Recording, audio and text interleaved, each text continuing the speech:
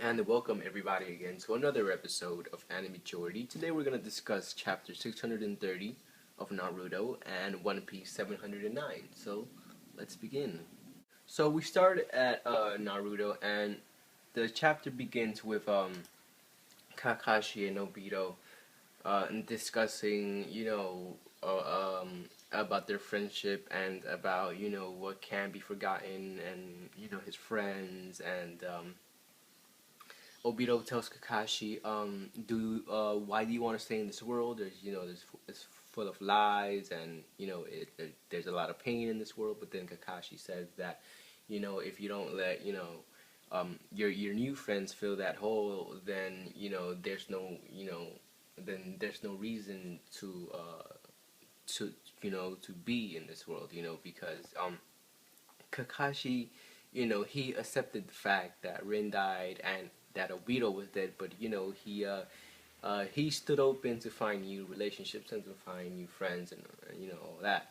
But Obito, on the other hand, doesn't really care to have friends. He's kind of a loner, the lone wolf kind of thing. And right now he has changed into a second form because apparently the last form hasn't come yet. But now he's changing into a second, and so the QB is about to throw his tail beast bomb, whatever. It's huge. They all form links, I guess, or powers, whatever, and they create these barriers to try and stop the tailed beast bomb.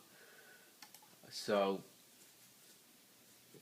just when you think all hope is lost, the fourth Hokage comes, and he makes.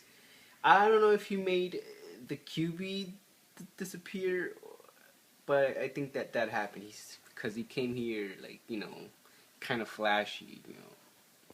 Well, I guess that's that's a joke because Flash, the fourth Hokage, Flash, he came here Flash. Okay, whatever. Anyways, the fourth Hokage comes at the end, and that's pretty cool because in a previous chapter he said that when he comes now, he's gonna try and help Naruto, and he's gonna try and give him what he didn't give him, because because obviously he's not alive.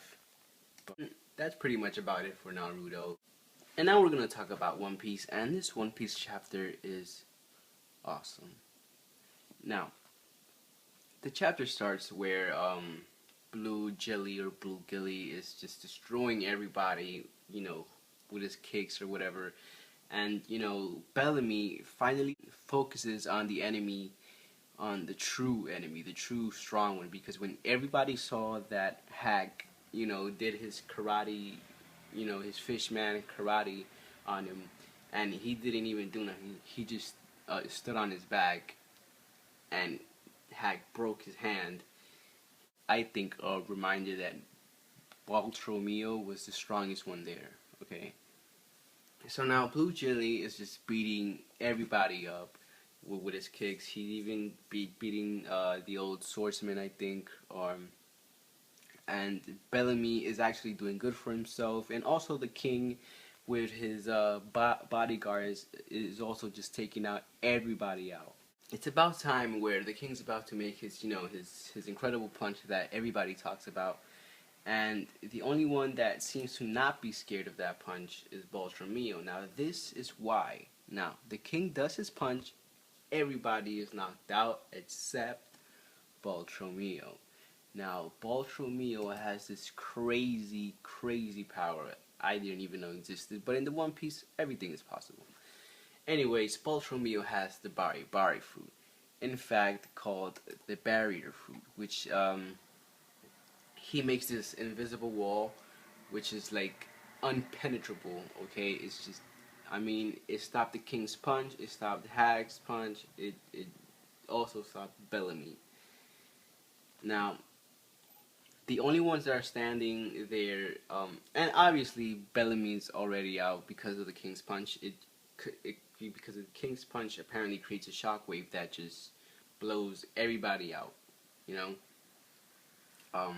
So, again, back to the berry fruit. The berry fruit makes the user have invisible walls so strong and also he can actually attack with the barriers. I mean, I guess he pushes it like with so much force, and and so Bartolomeo does that to the king, and the king is knocked out of the ring.